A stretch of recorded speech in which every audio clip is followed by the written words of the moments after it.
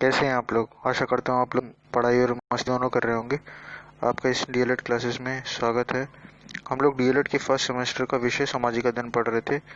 हम लोग solar system chapter cover कर चुके हैं और मानचित्र स्टार्ट कर चुके थे और उसके मध्य में थे। मानचित्र में हमने अभी तक पढ़ा था कि मानचित्र क्या होता है, उसकी परिभाषा जानने की प्रयास किया था। फिर वो किन कारकों पर डिपेंड करता है, जैसे कि दूरी है, फिर हमारा दिशा है ना। प्रतीक हमारा बचा हुआ था और अन्य हमने मानचित्र की विशेषताओं के बारे में जानने का प्रयास किया था। हमने ये भी देखा था कि ग्लोब को यूज़ हम ज़्यादा क्यों नहीं करते हैं और क्यों हम मानचित्र के ऊपर ज़्यादा निर्भर रहते हैं। ठीक है, उसकी क्या क्या दिक्कतें हैं।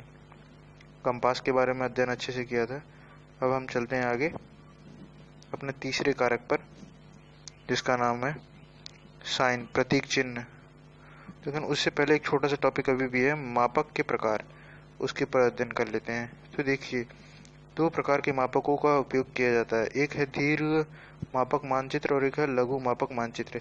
देखिए, इसमें कुछ ज़्यादा फर्क नहीं है, मतलब फ़र्क है, बहुत बारीकी फ़र्क है। अगर जैसे मैं पाकिस्तान, इंडिया, नेपाल, चाइना, इतने बड़े इलाकों का, इतने बड़े भूभाग का मानचित्र पर चर्चा करता हूँ, तब उसको लघु मापक कहा जाएगा। ठीक है, जैसे 500 किलोमीटर को, मतलब बहुत ज़्यादा को 5 सेंटीमीटर से, या 3000 किलोमीटर को बस 1 सेंटीमीटर से दिखाता हूँ, मतलब बहुत ज़्यादा डिस्टेंस को एक सेंटीमीटर या 5 सेंटीमीटर से दर्शा रहा हूँ, तब हो जाएगा हमारा लघु मापक। ऐसे में हमारा भूभाग जो होगा वो एक देश, दो देश, है ना, बहुत बड़ा महासागर, है ना, मतलब बड़ा क्या, मतलब महासागर या कॉन्टिनेंट, है ना, इन सबको मैं लूँगा। तब जब इन सारी चीज़ों को दर्शा रहा हूँ तो वो होगा लघु मापक मानचित्र। और दीर्घ मापक मानचित्र में आता है, जैसे आप अपने घर का मानचित्र बना रहे हैं, अपने शहर का, अपने गांव का, अपने स्कूल का, अपने कस्बे का। तो ऐसे टाइम में जैसे आप क्या करेंगे, 100 मीटर को 1 सेंटीमीटर ले लेंगे, 500 मीटर को 5 सेंटीमीटर से दर्शाएंगे, तो वो आपका हो जाएगा लघु मापक मानचित्र। तो इसमें देखिए, यही कहना चाहता है इस पैराग्राफ में कि जब कभी बड़े क्षेत्रफल भागों जैसे महाद्वीप या देशों को कागज पर दिखाना होता है, तो तब लघु मापक या मापिकी का प्रयोग किया जाता है। उदाहरण पे 500 किलोमीटर को मानचित्र पे 5 सेंटीमीटर से दर्शाना है, तो इसको लघु मापक मानचित्र कहते हैं। जबकि इसी प्रकार छोटे क्षेत्रफल वाले भाग को आपके गांव या कागज शहर को दिखाना तो बड़े पैमाने का उपयोग किया जाता है। उदाहरण पे 500 मीटर की दूरी को आप 5 सेंटीमीटर से दर्शा रहे हैं। ठीक, चलिए, अब ध्यान देने वाली योग्यता तो यह है कि बड़े क्षेत्रफल मतलब लघु मापक, छोटे क्षेत्रफल मतलब वृद्धि मापक या दीर्घ मापक। यदि दो पैमाने हैं, यानी स्केल है, एक है 1/1000 और दूसरा 1/10,000, ठीक है, तो इसमें से लघु पैमाना होगा 1:10,000 और जो बृहद मापक होगा 1:1000। ठीक है, अनुपात मतलब रेशियो। चलिए, अब प्रतीक चिन्ह पे आते हैं। तो जो ये हमारा प्रतीक चिन्ह, इसका मतलब क्या है। जैसे यार, अगर हम मानचित्र बना रहे हैं तो इसमें मान लीजिए पहाड़ आ गया, मंदिर आ गया, कच्चा रास्ता आ गया, पक्का रास्ता हो गया, है ना, अंतर्राष्ट्रीय सीमाएं आ गई, तो या रेलवे की लाइन होगी। तो इन तमाम चीज़ों में क्या, इसको बार बार लिखना मतलब सही नहीं है। इससे अच्छा हम कुछ कलाकृति करें, उसमें आकृति बना दें, तो ज़्यादा आसानी महसूस हो। तो इस तरीके से हमने कुछ अंतर्राष्ट्रीय सहमति के द्वारा कुछ चिन्ह बना लिए हैं। जैसे ये देखिए, आपका बड़ी लाइन का है, रेलवे की बड़ी लाइन, ये मीटर लाइन, ये रेलवे स्टेशन का है। ऐसे अगर रहेगा तो पक्की सड़क, ऐसे है कच्ची सड़क है। ये अंतर्राष्ट्रीय सीमा है, जैसे इंडिया और पाकिस्तान के बीच में। ये जिला जैसे आजमगढ़ और मिर्ज़ापुर के बगल में का बीच का दिखाना हो। ये नदी का, कुएं का, नहर, तालाब का, नहर का, पुल का। ठीक, मंदिर को ऐसे दर्शा रहे हैं, फिर गिरजाघर, फिर मस्जिद, फिर छतरी। पोस्ट ऑफिस में पीओ लिख देंगे, पुलिस स्टेशन में पीएस लिख देंगे। ठीक है, इसी प्रकार अगर बस्ती दिखाना तो ये दिखा देंगे, बस्ती, कब्रिस्तान, ये पेड़, ये है घास के मैदान। तो इसी तरीके से तमाम है, कुछ मैंने आपके लिए यहाँ फ़ोटो लगाई हैं। जैसे यहाँ देखिए, तो ये ट्रायंगल और 200 लिखा है, इसका मतलब है कि समुद्री सीमा से, समुद्री लेवल से, तल से 200 मीटर ऊपर ऊंची चोटी है ये। ठीक, तो ये हो गया। इसी तरीके से यहाँ देखिए रोड के बारे में है, ये धारा के बारे में है, यहाँ पे डैम को वैसे दिखाते हैं ना, बांध, मंदिर, मस्जिद, चर्च, तो ये तमाम चिन्ह है। अब इसी प्रकार कुछ रंगों का भी प्रयोग किया जाता है, जैसे प्राकृतिक और भू दृश्य को जब दिखाना रहेगा ना, तो हम क्या करेंगे, एक रंग का प्रयोग करेंगे। जैसे अगर पर्वतीय भाग दिखाना है, पहाड़ दिखाना है, ठीक है, जैसे हिमालय दिखाना है तो मैं भूरा दिखाऊंगा, पठार दिखाना है तो मैं पीला दिखाऊंगा, जैसे पेनिनसुला हो गया ना, पेनिनसुलर, तो ये हो गया। फिर हरे भरे मैदानी भाग दिखाना है तो हरा दिखा दूंगा। फिर ग्रामीण और नगरी बस्ती दिखाऊंगा तो लाल रंग, ताकि यहाँ लोग रह रहे हैं ये पता चलेगा। तालाब, नदी, मतलब कोई भी जल से रिलेटेड जो चीजें होंगी, झील, सागर टाइप, तो उसको नीला रंग, और सीमाएं में काला रंग से दिखाऊंगा। ठीक, कोई दिक्कत? चलिए आगे बढ़ते हैं। अब मानचित्र के प्रकार क्या है? मानचित्र के 3 प्रकार हैं, ठीक है। एक है मापनी के आधार पे, एक है स्थलाकृतिक लक्षणों के मात्रा के अनुसार, और तीसरा उद्देश्य के आधार पे। ठीक, अब जो पहला है वो है मापनी के आधार पर, ठीक है। भू संपत्ति मानचित्र, यानी कैडेस्ट्रल मैप, नगरों के प्लान, नगर का प्लान करना। स्थलाकृति की मानचित्र को बृहद मापनी वाले मानचित्र की संज्ञा दी जाती है। वहीं दूसरी ओर दीवारी मानचित्र, वॉल मैप व एटलस मानचित्र लघु मापक मानचित्र कहलाते हैं। ठीक है, तो भू संपत्ति मतलब जैसे आप अपने गांव का, कुछ छोटा इलाके के बारे में दिखा रहे हैं, तो उसको हम बृहद मापक वाले मानचित्र की संज्ञा देते हैं। जबकि जो दीवार पे जैसे मैं पूरा एक कॉन्टिनेंट है ना, एशिया पूरा दिखाना चाहता हूँ, नॉर्थ अमेरिका, साउथ अमेरिका, ये बड़ा सा दिखाना चाहता हूँ, तब हम उसको लघु मापक या वॉल मैप कहेंगे। तो ये तो एक हो गया। फिर दूसरे आता है स्थलाकृतिक लक्षणों के मात्रा अनुसार।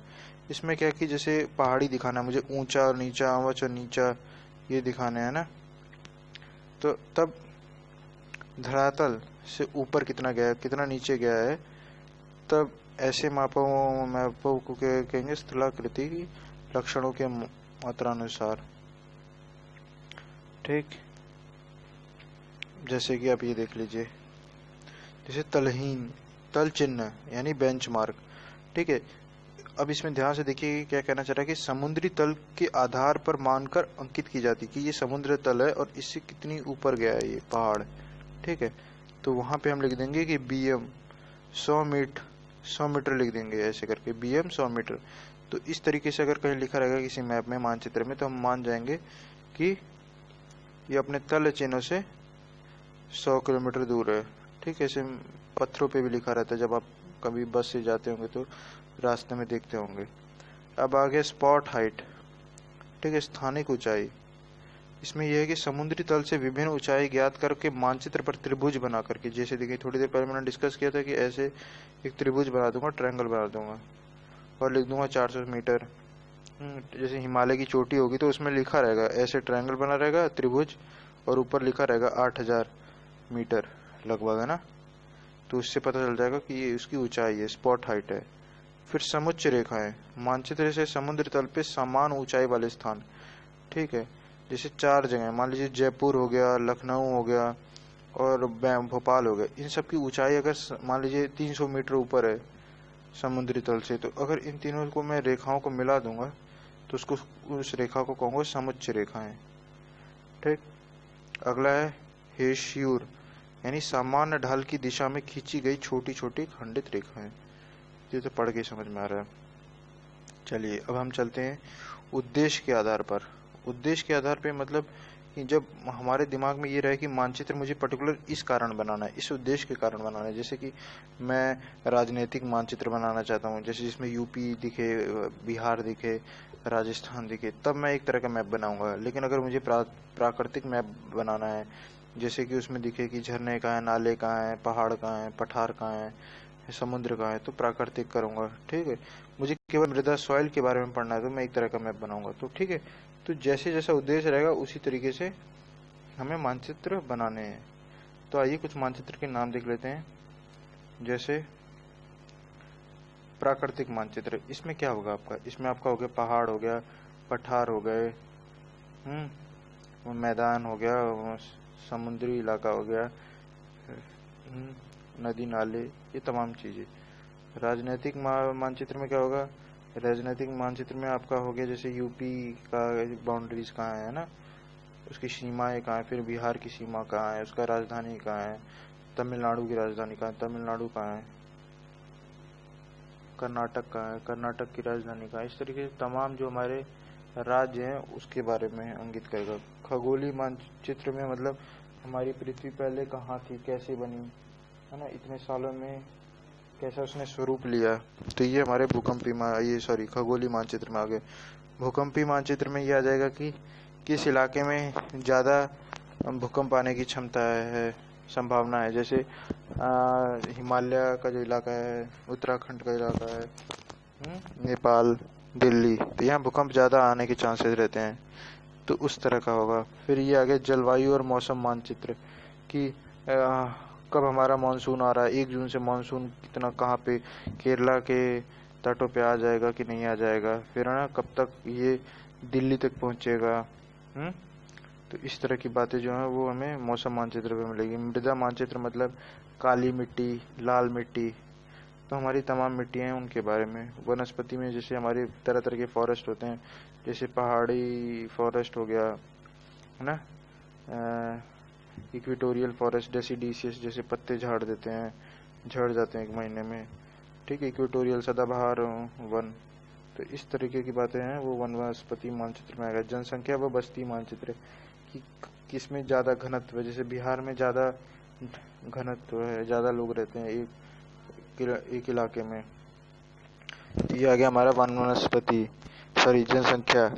फिर सांस्कृतिक मानचित्र, ऐतिहासिक मानचित्र, जैसे ऐतिहासिक मानचित्र में आ गया कि ताजमहल, है ना, दिल्ली में आपको तमाम मिल जाएगा, हुमायूं किला, पुराना किला, आपका कुतुब मीनार, इंडिया गेट। ये ऐतिहासिक से अजंता और एलोरा की गुफाएं महाराष्ट्र में, एलिफेंटा। तो इसी तरीके से ये सारा है। अब है सैनिक मानचित्र। सैनिक मानचित्र में आपका आ जाएगा कि जैसे सेना के लिए कि कहाँ पे हमें बंकर बनाने हैं ना, पाकिस्तान का कौन सा इलाका है, चाइना का कौन सा इलाका है, हम पीक कौन सी है। तो इस तरह का तरह तरह की ये सैनिकों के लिए। भूमि उपयोग मानचित्र में रहेगा कि किसका इलाका कौन सा है ना, मेड़ कहाँ से जा रही है, तो ये भूमि का होता है। परिवहन के लिए नेशनल हाईवे हो गया, स्टेट हाईवे आपकी होगी ना, राजमार्ग। फिर खनिज मानचित्र में आ गया हमारा कि लोहा कहाँ मिलता है, सोना कहाँ मिलता है, कोल कहाँ मिलता है। तो अगला इसमें है औद्योगिक मानचित्र। औद्योगिक मानचित्र जैसे कि आपका इंडस्ट्री कहाँ कहाँ है, बेंगलोर, तो बेंगलोर को हम IT सेक्टर कहते हैं। गुड़गांव हो गया, नोएडा हो गया, हैदराबाद हो गया, ठीक है। इसी तरीके से iron and steel industry, jute की इंडस्ट्री, कॉटन इंडस्ट्री। तो ये सारा जब दिखाना रहेगा तो हम औद्योगिक मानचित्र रहेगा। ये देखिए एक डेमो ऐसी दिखा रखा है जिसके अंदर तरह तरह के जानवर हैं पूरी दुनिया में, है ना। चलिए आगे बढ़ते हैं। तो ये कुछ उद्देश्य मानचित्र के मैंने कुछ चित्र लगाए हैं। जैसा है पहला आप देख रहे हैं कि प्राकृतिक मानचित्र, इसके अंदर आपको यहाँ पे भूरे कलर में पहाड़ दिखाई दे रहे होंगे, हिमालयास कहते हैं। ये गुजरात में और यहाँ पे आपको मैदानी क्षेत्र दिखाई दे रहा होगा, ये येलो येलो थोड़ा सा वो पठार है, और ये हमारा समुद्र है, ठीक है, ये श्रीलंका।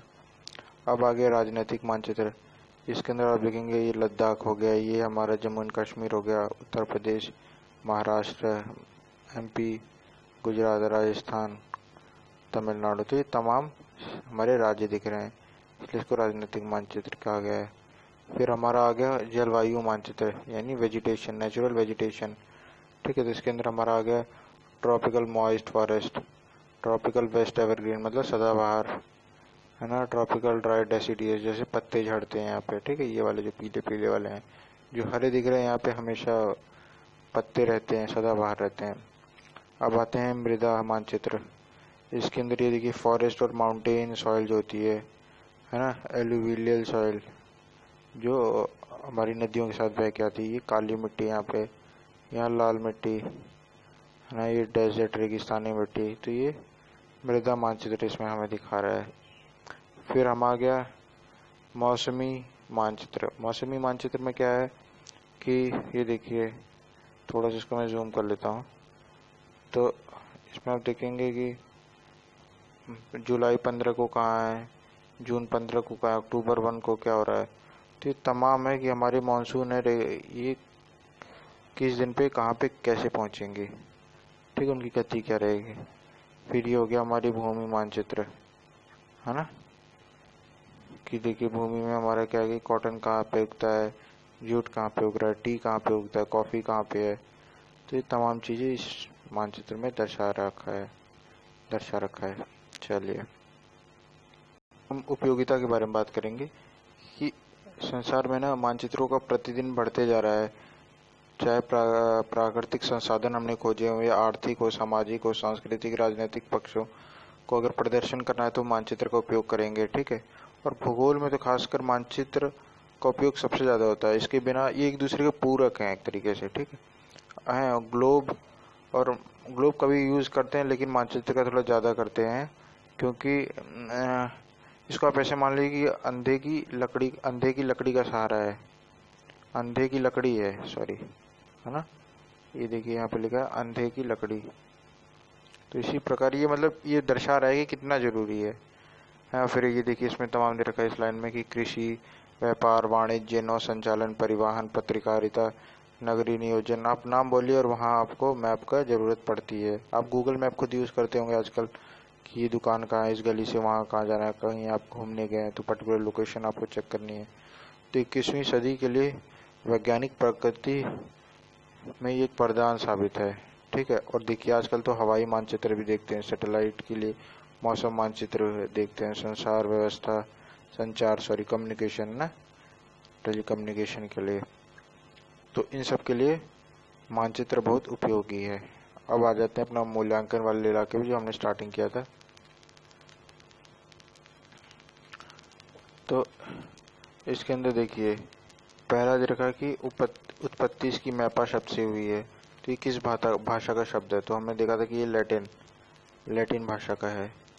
फिर अब पृथ्वी का आकार क्या है, तो इसमें दे रखा 1V में ही, 2V में ही, 3V में। हमें पता है ये 3 डायमेंशनल है तो 3V में ही है। चलिए अब तीसरा प्रश्न है कि कितने घटक हैं, तो ये तो हमें पता ही है 3 घटक हैं। कौन कौन से, दिशा, डायरेक्शन मतलब दिशा मतलब डायरेक्शन, फिर दूरी मतलब डिस्टेंस, और साइन मतलब प्रतीक चिन्ह। चौथे क्वेश्चन में आते हैं कि मानचित्र में दिशा का प्रदर्शक चिन्ह कौन सा है, तो ये हमें पता है कि ये वाला है ना। अब अगला कि ये वाला प्रतीक चिन्ह किसको प्रदर्शित करता है, चारागाह, सड़कें, कब्रिस्तान या ऊंची भूमि। तो आंसर है नहीं, ऊंची भूमि नहीं है, इसका आंसर है कब्रिस्तान, ठीक। अब अगले प्रश्न पे जाते हैं। यह है कि दिशाओं का ज्ञान किस यंत्र से होता है, इसको क्या कहते हैं, कंपास, है ना, कि नॉर्थ की तरफ हमेशा इंगित करता है और फिर इससे हम अपना पूर्व, पश्चिम, उत्तर, मतलब उत्तर तो पता ही चल गया, दक्षिण, सारा ज्ञान प्राप्त कर सकते हैं। मापक किसे कहते हैं, स्केल, हमने इसको अच्छी तरीके से समझा, है ना, कि जो भूभाग है उसका एक रेशियो, एक अनुपात लेंगे और उससे हम डिस्टेंस नापेंगे एक 2D वाले मैप पे, मानचित्र पे। अब नहर कौन सा है इसमें, पुल कौन सा है, कब्रिस्तान कौन सा है, पक्की सड़कें। तो कब्रिस्तान तो देख लिया कि ये ख वाला है, कब्रिस्तान कौन सा है, ये ख वाला है। एक मिनट यार,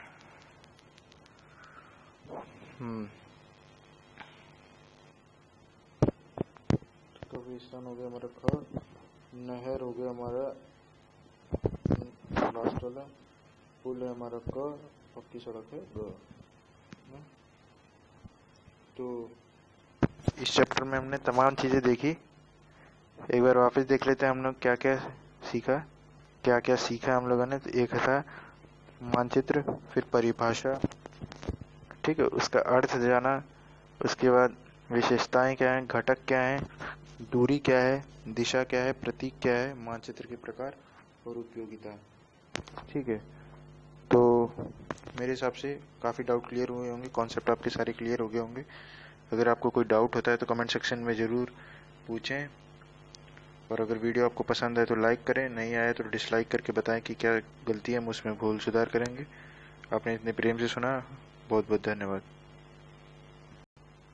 एक चीज़ और देख लीजिए, अगले चैप्टर हम कौन सा स्टार्ट करेंगे भूगोल में, तो वो है ग्लोब, अक्षांश व देशांतर रेखाएं, मतलब लॉन्गिट्यूड एंड लैटिट्यूड। ग्लोब के ऊपर हमने क्या क्या कवर कर लिया, सौर मंडल और मानचित्र, और ये हमें इस दिशा में आगे बढ़ना है। बहुत बहुत धन्यवाद।